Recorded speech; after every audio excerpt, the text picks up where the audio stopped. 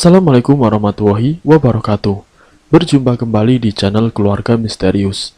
Semoga kita dan kalian semua masih tetap selalu dalam lindungan Allah Subhanahu wa taala, diberikan kesehatan, dilancarkan rezekinya, dan dimudahkan dalam segala urusan apapun.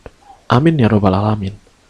Pada kesempatan kali ini, saya akan melanjutkan kisah misteri yang berjudul Jerat Maut Perjanjian dengan Iblis.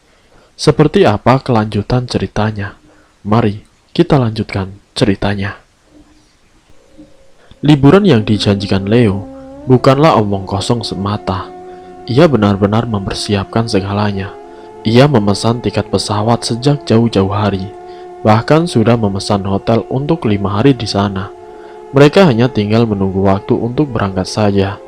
Wanita mana yang tidak senang dengan laki-laki sebaik Leo? Tapi Nessa sebaliknya. Bukannya senang, ia justru tampak kesal sepanjang hari. Selama seharian, Nessa memasang wajah cemberut yang membuat Leo sedikit cemas. Seharian penuh Leo terus berpikir dan mengoreksi dirinya. Apakah ia berbuat atau mengatakan sesuatu yang membuat Nessa marah? Tapi tidak ada sama sekali. Semuanya baik-baik saja. Tapi sikap Nessa tiba-tiba saja berubah. Sambil duduk menonton televisi, Leo masih tidak tenang dan terus memikirkan soal tingkah Nessa yang terasa janggal. "Nessa," panggil Leo dari depan televisi. Ia yang tidak tahan dengan sikap aneh pacarnya pun memutuskan untuk bertanya langsung kepada Nessa. Di samping itu Leo juga khawatir kalau ada masalah yang disembunyikan Nessa darinya, sehingga membuatnya terbebani sendiri. Namun tidak berselang lama, Nessa datang dengan wajah cemberutnya. Ia berdiri tidak jauh dari Leo yang bersandar di sofa. Dengan setelan celana pendek dan kas berwarna kuning kusam, mata mereka saling bertatapan, tapi tatapan Nessa sangat tidak bersahabat. "Kenapa?" tanya Leo sambil membenarkan posisi duduknya. "Kamu aneh deh seharian ini," tambah Leo. "Aneh bagaimana?" tanya Nessa sambil membuang muka. "Sebentar lagi kita akan mau berangkat liburan. Kenapa kamu pasang muka cemberut gitu sih? Aku ada salah? Aku bikin kamu kesal? Atau bagaimana? Coba ngomong, biar masalah ini selesai. Aku tidak mau ya, kalau nanti kita berangkat ke Lombok, wajahmu masih seperti ini," kata Leo menjelaskan. Nessa menghela nafas. "Kamu masih tidak sadar juga?" tanya Nessa. Leo menggeleng. "Enggak, coba sadarkan aku," katanya. Nessa menyilang kedua tangannya di depan dada. Wajah kesal terpasang di wajahnya. "Malam Selasa kamu kemana?" tanya Nessa. "Malam Selasa?" tanya balik Leo. Kemudian ia mulai berpikir dan mengingat-ingat, sampai akhirnya ia sadar. Malam Selasa yang dimaksud Nessa adalah malam saat ia membunuh Nadine. Sadar akan hal itu, Leo pun mulai gugup. Melihat itu Nessa pun semakin yakin. "Tuh kan, kamu aja gugup begitu. Memang dasar laki-laki, tidak bisa ditinggal sebentar saja," kata Nessa yang mulai marah. Akan tetapi, Leo kembali menggelengkan kepala dan mencoba mengelak. "Aku tidak mengerti maksudmu apa. Aku tidak ngapain-ngapain kok malam Selasa," kata Leo mencari alasan. "Jangan bohong," bentak Nessa yang seketika membuat Leo kaget. Selama berpacaran, baru kali ini Nessa membentak sedemikian keras, semakin memperjelas betapa marahnya wanita itu. Leo menatap Nessa dengan tatapan bingung. "Aku tahu dari Darren, dia yang kasih tahu aku," kata Nessa. "Kamu ngapain malam itu sama Nadine? Hah? Kenapa kamu tidak bilang-bilang mau ke klub? Bukannya kamu pernah bilang tidak akan kembali ke sana karena cuma buang-buang waktu? Aku juga sudah janji sama kamu untuk tidak datang lagi ke klub, supaya tidak ada cowok lain yang menggodain aku. Aku turuti kemauanmu, tapi kenapa sekarang justru malah kamu yang ingkar?" tutur Nessa dengan penuh emosi sambil menatap tajam ke arah Leo. Laki-laki itu akhirnya paham masalahnya. Ia lalu segera berdiri, berjalan mendekati Nessa, untuk menjelaskan apa yang terjadi. Aku tidak ketemu Nadine, Darren. Dia itu tukang gosip, Nessa. Semua orang juga tahu kalau mulutnya itu suka nyebar hoak. Jadi jangan percaya dia. Kamu lebih percaya aku kan? Ucap Leo sambil mengelus pipi Nessa. Namun dengan kasar Nessa tepis tangan laki-laki itu dari wajahnya. Matanya berkaca-kaca dan kecewa. Kamu masih bisa bohong ya? Ucapnya. Nessa lalu mengambil handphonenya di sakunya. Ia tunjukkan sebuah foto di handphonenya yang memperlihatkan Leo sedang berduaan dengan Nadine. Foto ini aku dapat dari Darren, kata Nessa. Darren brengsek, gumam Leo dengan kesal. Mau alasan apa lagi kamu? Tanya Nessa sambil mengusap air matanya di pipi. Biarpun begitu, Leo bukanlah laki-laki yang senang mempermainkan wanita. Ia mendekati Nadine bukan karena ingin selingkuh, melainkan ada keperluan lain yang harus ia urus bersama wanita itu. Tapi jelas tidak mungkin kalau Leo menjelaskan pada Nessa bahwa ia hanya ingin membunuh Nadine malam itu. Nessa, kamu salah paham. Aku tidak punya maksud apa-apa sama Nadine, kata Leo yang terus meyakinkan pacarnya. Aku tidak percaya sama kamu. Ternyata kamu begitu ya. Setiap kali aku tidak ada di sini. Nessa lalu duduk di sofa, meninggalkan Leo yang masih berdiri di sana. Kamu memang punya segalanya. Uang, harta, semuanya. Bahkan kamu bisa beli satu kota ini, Leo. Tapi bukan berarti kamu bisa mempermainkan perempuan, kata Nessa dengan tegas. Nessa, bukan begitu. Leo terus berusaha menjelaskan. Wajar saja. Istrimu sebelumnya meninggalkan kamu. Bahkan anakmu saja sampai meninggal.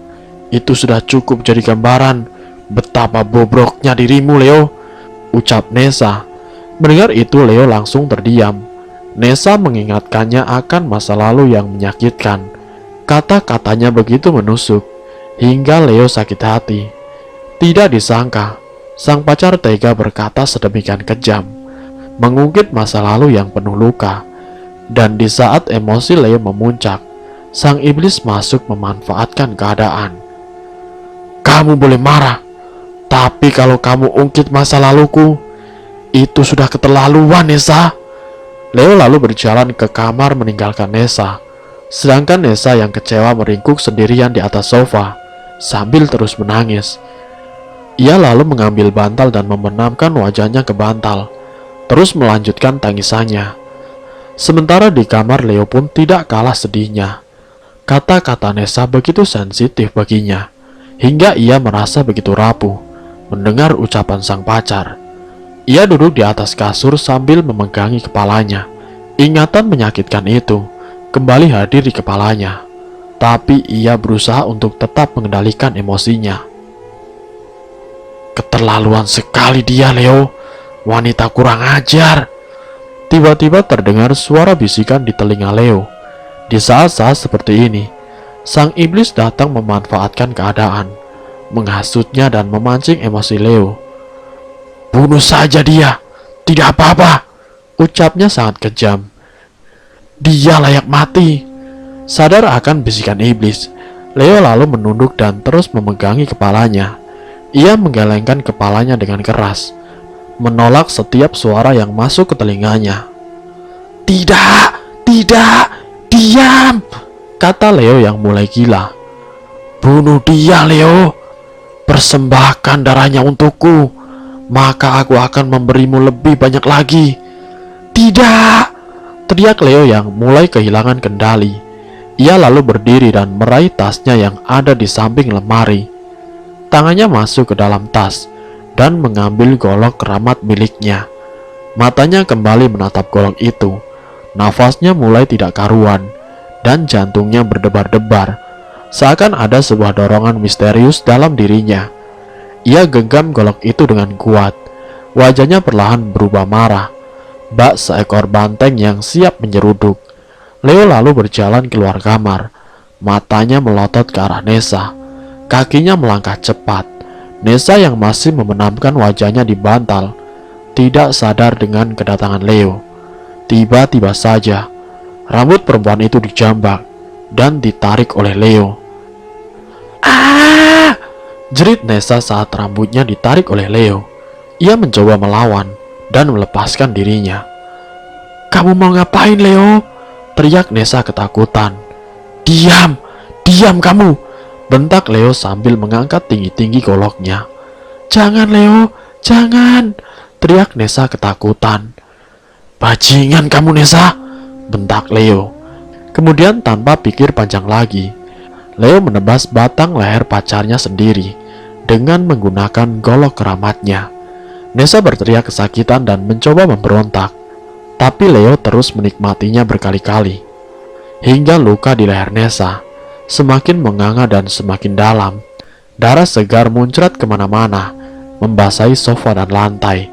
Mata Nessa melotot, perlahan tubuhnya lemas, kehabisan banyak darah. Nafasnya pun mulai melemah. Mulutnya mengeluarkan suara seperti sapi yang disembelih. Pupil matanya bergerak ke atas dan lidahnya sedikit menjulur. Melihat pacarnya sudah sekarat dan bersimbah darah, Leo lalu melepas tubuhnya, membiarkan mayat Nessa terjatuh ke lantai yang sudah penuh dengan genangan darah. Leo mengatur nafas sambil menatap pacarnya yang sudah tidak bernyawa. "Mampus kamu!" gumamnya. "Keputusan yang tepat, Leo." Suara tawa itu kembali terdengar menggema di seisi rumah. Suara tawa sang iblis yang telah puas memerintah anak Adam dengan mudahnya. Akhirnya golok itu kembali memakan tumbal. Kali ini pacarnya sendiri. Lalu kemudian Leo pun menyeret mayat pacarnya menuju kamar mandi. Badan lemas wanita malang itu bergesekan dengan lantai yang licin, membentuk jejak darah yang memanjang dari sofa menuju kamar mandi. Sesampainya di sana, Leo melempar jasad tersebut ke dinding. Setelah itu ia kembali keluar dari kamar mandi. Kakinya melangkah menuju sofa. Sesampainya di sana, ia mengambil golok yang ia gunakan untuk membunuh Nessa. Dengan hawa panas di tubuhnya dan gejolak amarah yang tidak terkendali, Leo kembali melangkah masuk ke dalam kamar mandi. Sang iblis masih mempengaruhinya. Ia masuk dan langsung menutup pintu kamar mandi. Ia menatap terlebih dahulu wajah pacarnya yang perlahan berubah pucat. Matanya melotot dengan pupil mata yang kosong. Lidahnya sedikit menjulur, sedangkan lehernya terus mengeluarkan darah, bak selang air yang bocor. Leo menghela nafas. Kemudian ia mulai melucuti satu persatu pakaian pacarnya. "Suruh siapa kamu melawan seorang Leo?" ucapnya berbicara sendiri.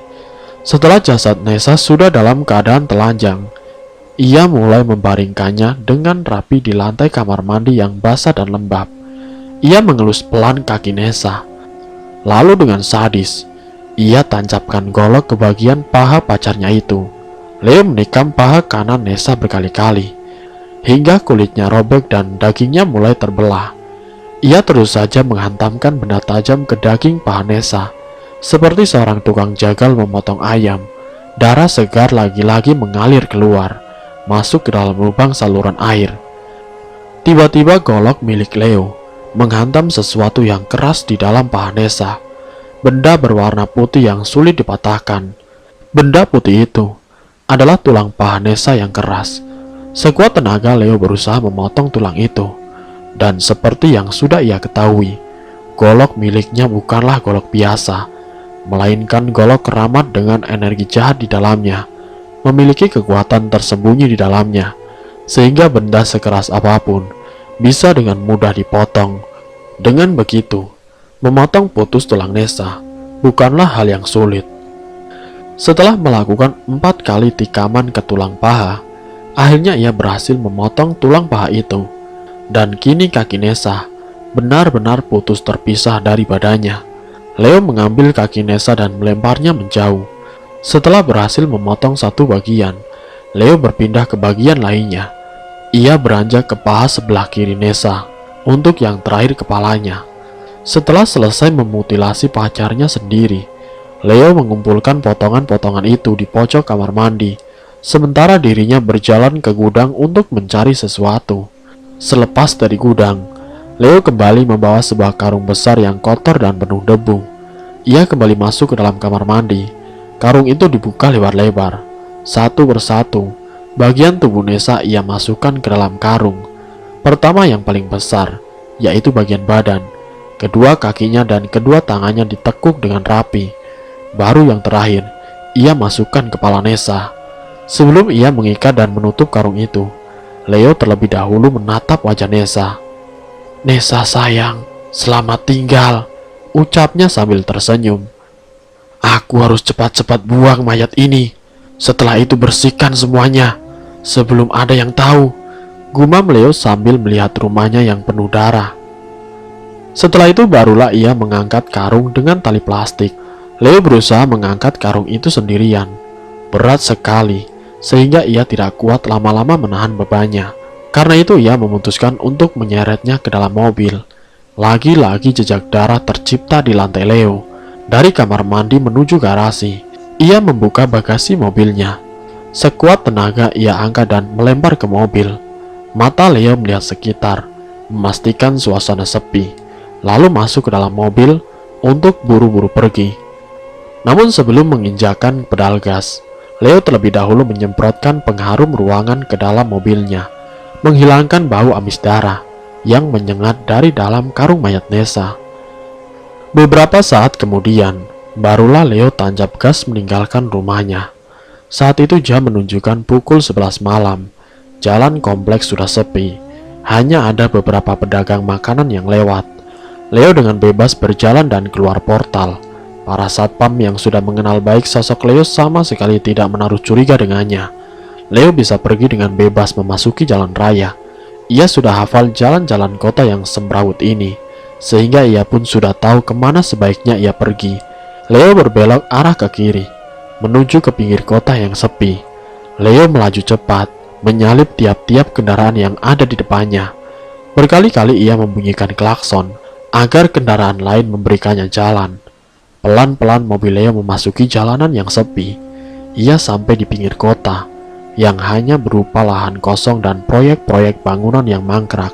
Jangankan manusia ataupun penduduk, lampu jalan saja di sini sedikit. Jalanannya pun rusak. Warga juga enggan lewat sini, karena banyaknya rumor soal begal yang keliaran. Lalu kemudian Leo pun berparkir di pinggir jalan yang penuh ilalang. Di bawahnya mengalir sebuah sungai yang alirannya cukup deras.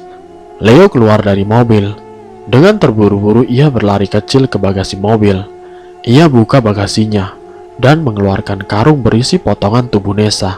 Wajahnya yang sedikit ketakutan, terlebih dahulu melihat sekitar. Setelah merasa aman, barulah Leo menyeret karung itu ke pinggir sungai.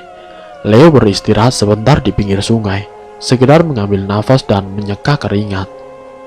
Setelah tenaganya terkumpul kembali, ia sekuat tenaga mengangkat karung mayat itu. Sungai di depannya memiliki jarak 3 meter ke bawah. Leo mengerahkan segenap tenaga yang tersisa. Ia angkat dan langsung melempar karung itu ke sungai. Suara cipratan air terdengar cukup keras. Lalu kemudian, Leo buru-buru kembali ke mobilnya. "Cepat, cepat, cepat!" gumamnya yang ketakutan. Dengan wajah sedikit takut, Leo menyalakan mesin mobilnya dan buru-buru putar arah. Ia langsung tancap gas meninggalkan lokasi itu. Tapi di dalam hatinya, ia masih merasa cemas dengan apa yang ia lakukan. Ia takut usahanya tidak cukup untuk menghapus jejak pembunuhan Nessa. Apalagi bau amis masih tercium di mobilnya. Tapi Leo memilih untuk memikirkan itu belakangan. Leo sampai di rumah beberapa saat kemudian. Wajahnya lesu dan badannya lemas. Malam itu jadi malam panjang yang melelahkan. Jam sudah menunjukkan 12:30 dini hari. Tenaganya benar-benar terkuras. Ia buka pintu yang menghubungkan garasi dengan ruang tamunya. Betapa kagetnya Leo saat melihat ke ruang tamu. Begitu banyak uang berserakan di sofa, di lantai dan meja. Bahkan di jejak darah bekas Nessa, terdapat tumpukan uang yang memanjang mengikuti jejak darah menuju kamar mandi. Leo buru-buru berlari ke kamar mandi. Setelah ia membuka pintu kamar mandi, ternyata di dalam sana pun banyak terdapat uang. Leo tidak bisa berkata apa-apa. Ini adalah uang terbanyak yang ia dapatkan dari iblis itu. Begitu banyak hingga ia bingung bagaimana menyimpannya. Alih-alih uangnya berkurang, Leo justru terus-menerus mendapatkan suntikan dana dari para iblis penunggu goa Stonggo. Setiap kali ia membunuh manusia dengan golok keramatnya, maka ganjarannya berupa uang akan menunggunya. Terima kasih, terima kasih. Hahaha, teriak Leo seperti orang gila. Ia berjalan ke ruang tamu dan berbaring di atas tumpukan uang sambil tertawa-tawa. Lembaran-lembaran uang ia lempar ke atas. Tidak peduli pacarnya menjadi korban, yang penting adalah uang selalu datang kepadanya. Ia tidak memikirkan apa-apa lagi selain terus memperbanyak kekayaannya. Kau adalah pengikutku yang paling menurut. Bunuhlah lebih banyak uang lagi. Kau akan jadi manusia terkaya. Sebuah bisikan kembali terdengar di telinga Leo. Sang iblis akan terus mencari mangsa melalui Leo. Berbekal perjanjian di dalam goa Stonggo, Leo menjelma menjadi sosok tangan kanan iblis yang haus akan darah dan tumbal. Di dalam kamar yang suram dan berantakan itu, Leo berbaring dengan mata terpejam. Sudah berjam-jam ia terlelap dalam alam mimpi. Selimut tidak karuan, bantal dan guling sudah terlempar ke sana kemari. Tubuh Leo terus bergerak-gerak, berpindah posisi. Hawa sejuk AC membuatnya kian nyaman dalam tidur panjangnya. Jam menunjukkan pukul 7 pagi. Leo mulai tersadar, tapi masih enggan membuka matanya. Ya, wajar bagi orang kaya sepertinya untuk bermalas-malasan. Uangnya tidak akan habis, hingga dirinya tidak perlu susah payah bekerja. Leo kemudian memeluk gulingnya dengan nyaman, sambil terus memejamkan mata. Tunggu, ada yang aneh. Leo merasakan gulingnya begitu kasar dan besar, tidak seperti guling yang sering ia gunakan. Kemudian mulai muncul wangi harum di sekitarnya, membuat Leo terpaksa membuka mata. Saking penasarannya, ketika ia membuka mata dan bersambung, siapakah sebenarnya yang dipeluk oleh Leo? Apakah itu bandal guling sebenarnya, atau makhluk dari goa Stonggo? Nanti saya akan lanjutkan ke bagian yang berikutnya. Jadi untuk kalian saya mohon tetap stay di channel kami. Sampai jumpa di part-part yang selanjutnya. Wassalamualaikum warahmatullahi wabarakatuh.